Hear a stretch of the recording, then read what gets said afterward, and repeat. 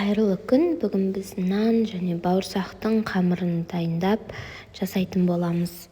Ол үшін бізге қажетті өнімдер: сүт, жылы су, ұн, құмшекер, тұз, сұйық май және дрожж қажет болады. Сүт пен суды мен 0,5 литр, яғни сорпа ішетін кесемен өлшеп алдым.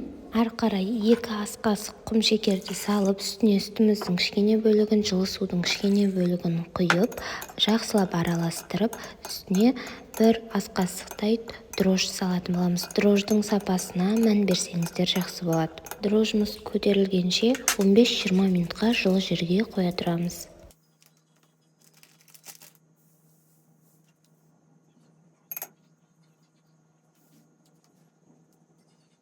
Ары қарай үлкен ыдысымызға бөлме температурасындағы сүтімізді, жылы суымызды құйып араластырып, 1 шай қасық тұз саламыз.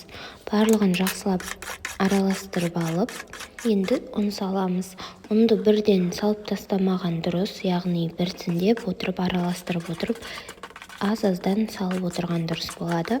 Ұнның жарты бөлігін салып болғаннан соң, жаңағы біздің дайындаған дрожжымызды араластырып жіберіп, осы қамырымызға құямыз. Сөйтіп құйып, барлығын жақсылап қамырымызды илеп аламыз.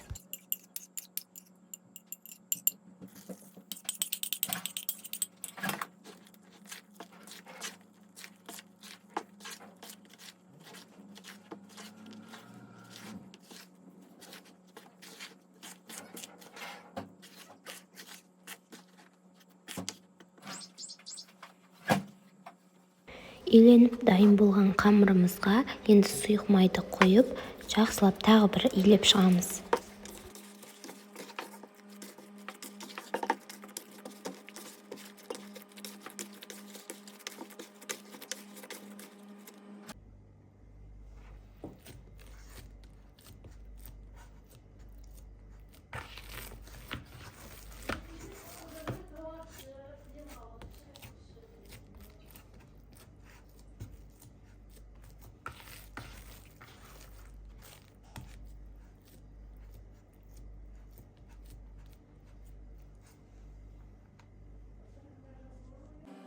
Көтерілген, яғни ашыған қамырымызды қолымызға сұйық май жағып, осылай бір басып шығып, қайтадан көтерілген соң пісіре берсек болады. Яғни өзіңіз қалаған пішінде нан, булочка, бауырсақ пісіре берсеңіздер болады.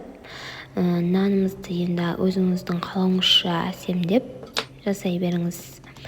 Астарыңыз дәмді болсын. Жасап көріңіздер. Каналға тіркелуді ұмытпаңыз.